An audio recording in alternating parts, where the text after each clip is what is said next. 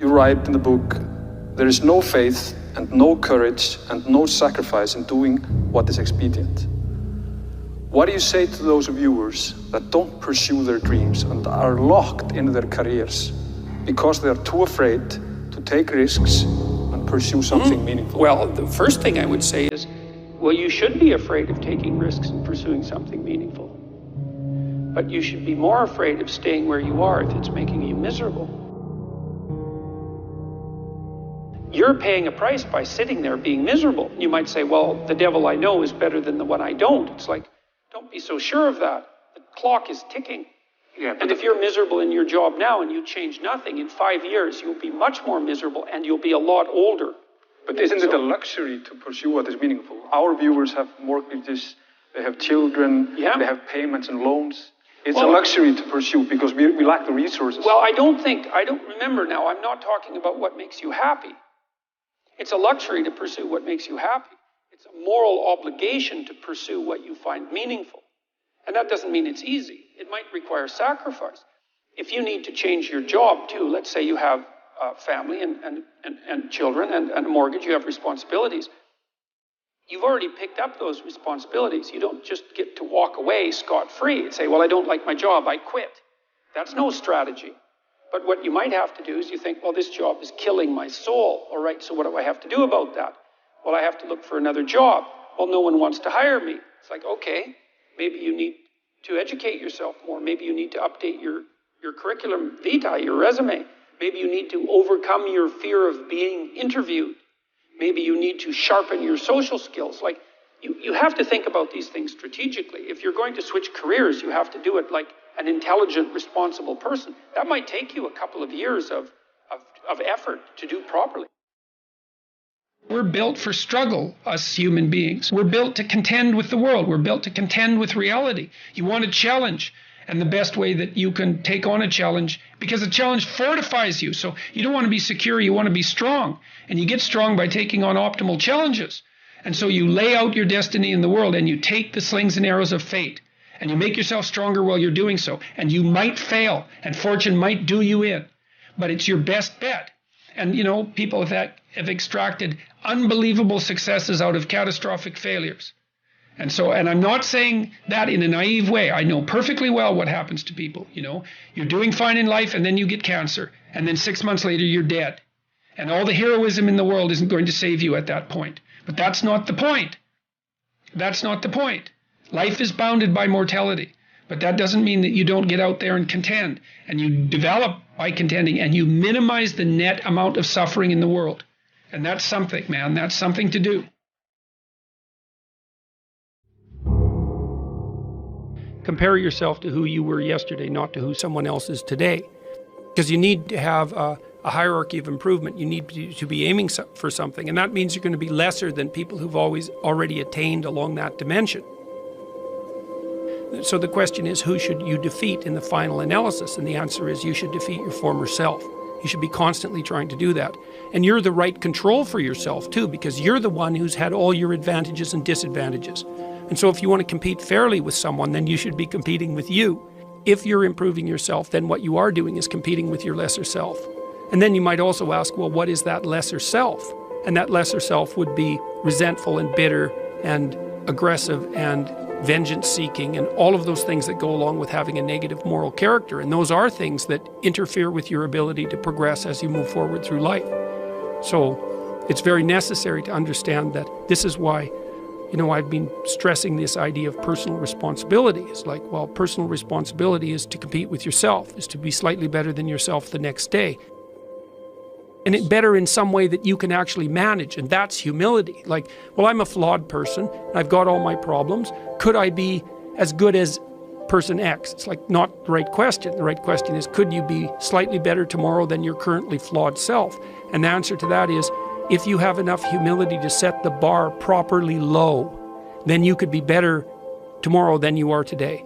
And you might say, well, what's the right way of being in the world, if there is such a thing? And it's not acting according to a set of rules.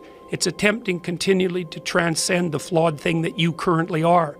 And what's so interesting about that is that the meaning in life is to be found in that pursuit. So I've been laying that out in these discussions too, because it's saying, well, The fundamental issue is that life is tragic and difficult, very tragic and difficult for everyone.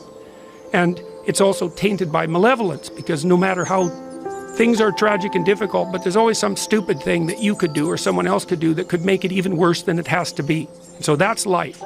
And you need an antidote to that, because that can embitter you. Constant contact with that, just the tragedy, but the tragedy combined with betrayal and malevolence, that makes it even worse, especially if it's self-induced.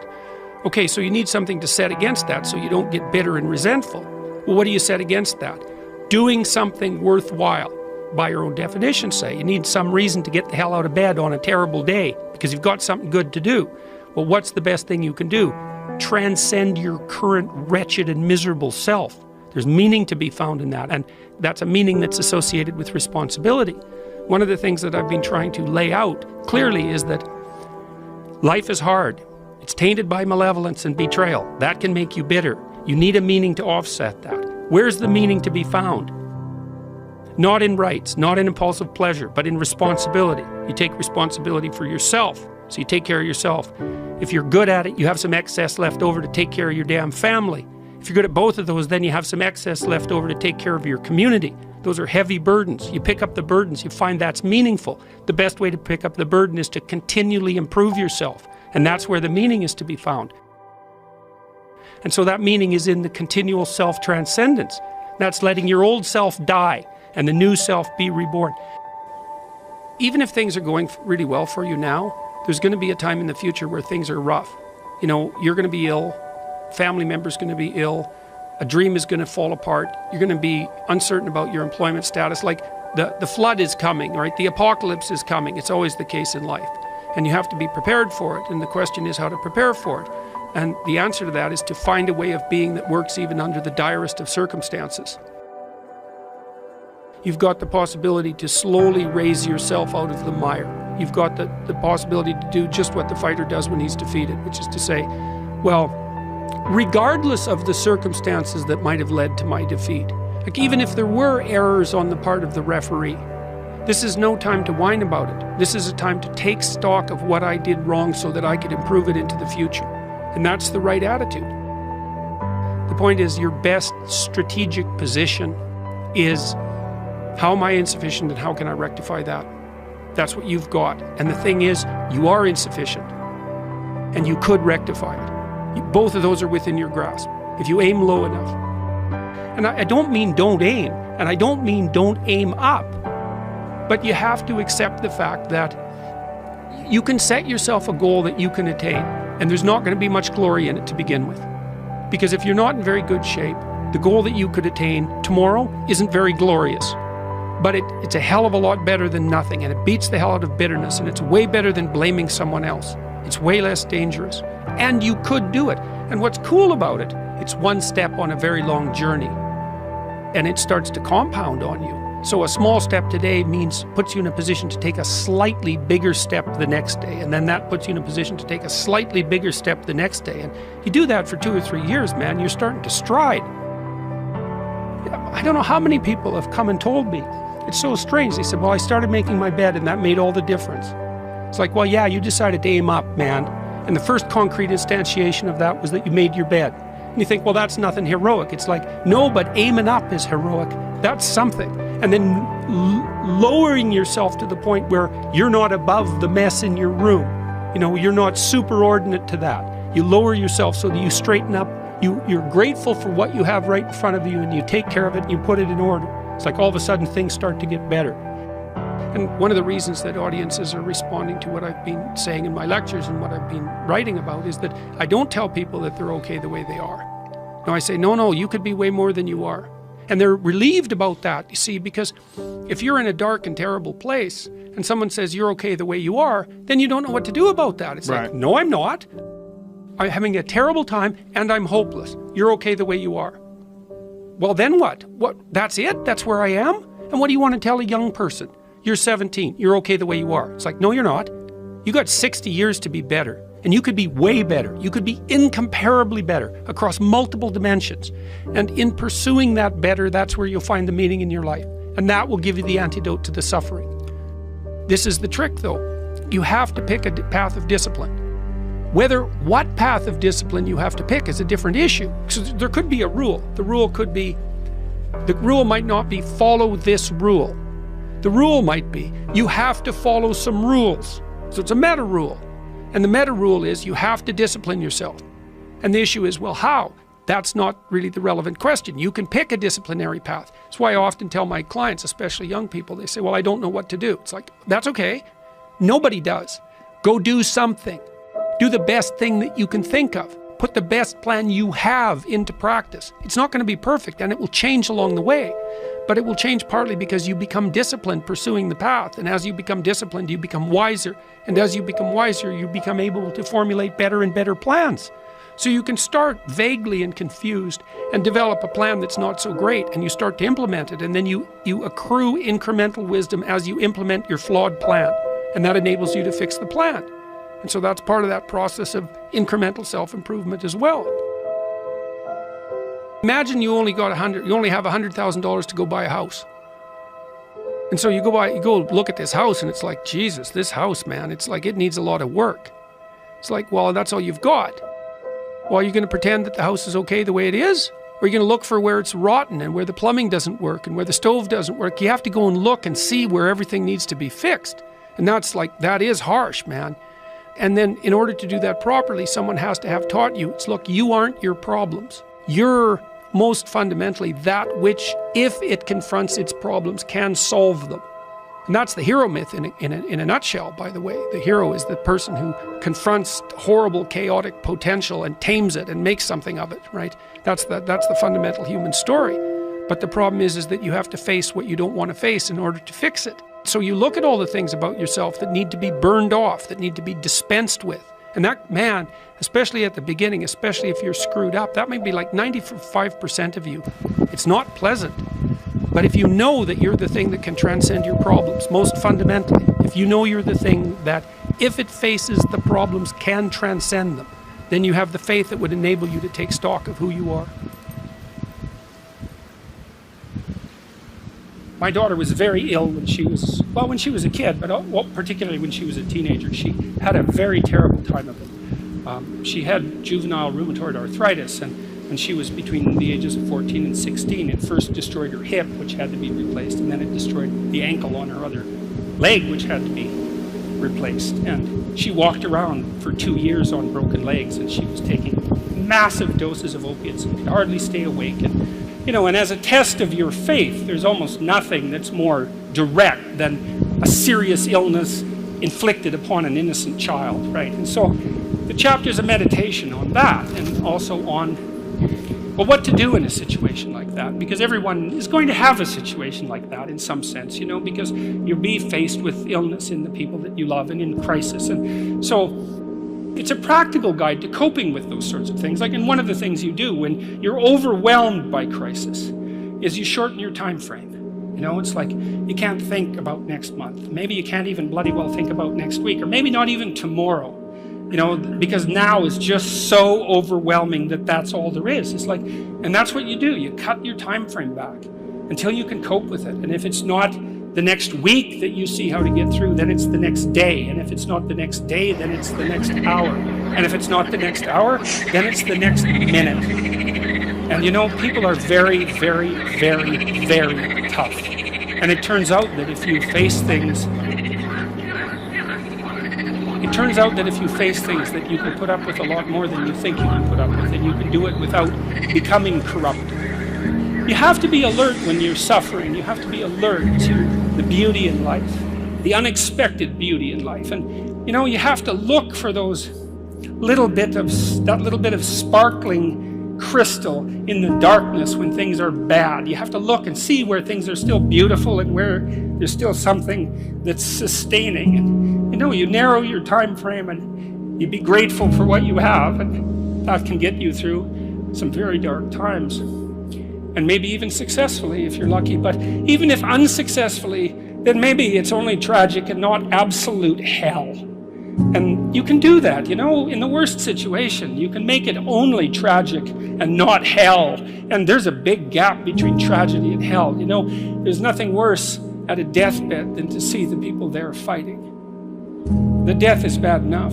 but you can take that, as terrible as it is, and make it into something that's absolutely unbearable. And maybe I think, and this is sort of what I closed the book with, is this idea is that if we didn't all attempt to make terrible things even worse than they are, then maybe we could tolerate the terrible things that we have to put up with in order to exist, and maybe we could make the world into a better place.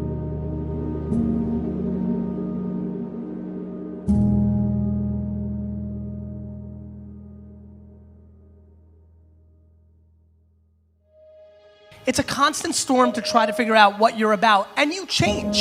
At 26, you're all about the hustle, you're gonna be a billionaire, this and that, and then you go to the bar one night and you fall in love, and it changes what you care about, right? And then you have a child, and then this happens, and then that happens. Things change.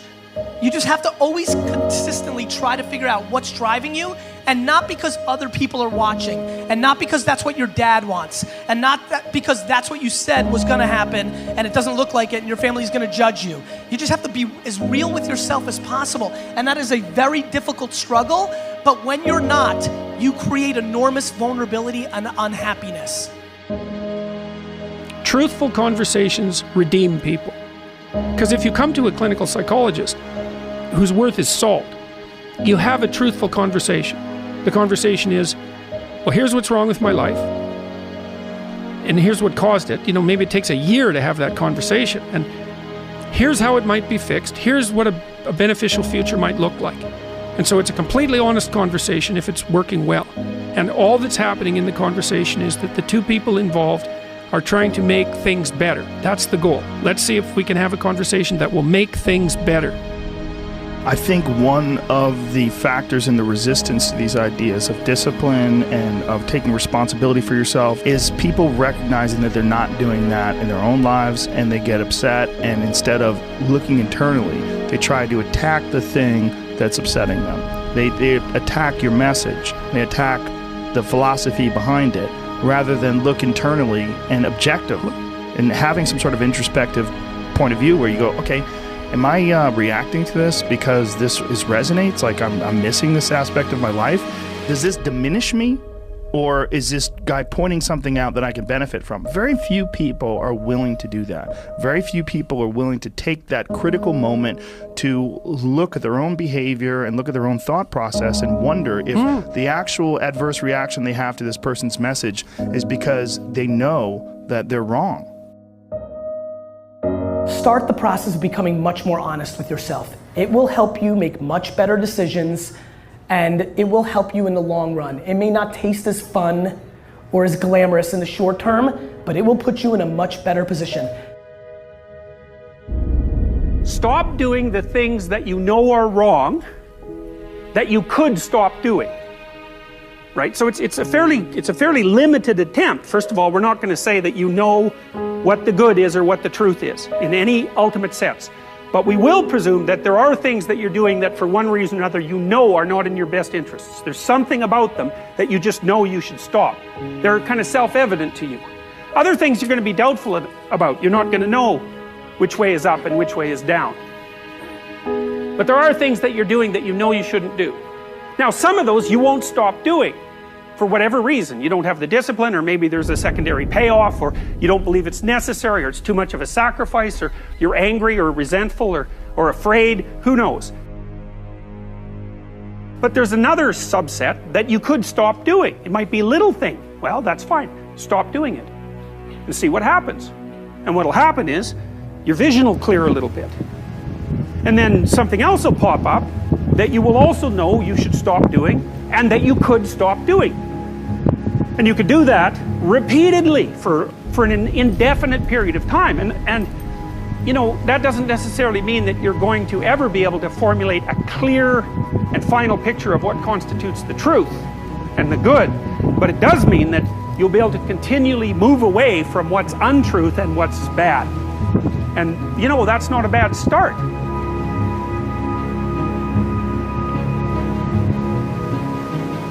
Discipline, it does start with waking up early. It really does. But that is just the beginning. Discipline is the root of all good qualities. But you have to absolutely apply it to things outside of just waking up early. It's everything. It's working out every day, making yourself stronger and faster and more flexible and healthier. It's about disciplining your emotions so you can make good decisions. It's about doing the tasks that you don't necessarily want to do, but that you know will help you. And that's what discipline is. Discipline means taking the hard road, the uphill road, to do what's right.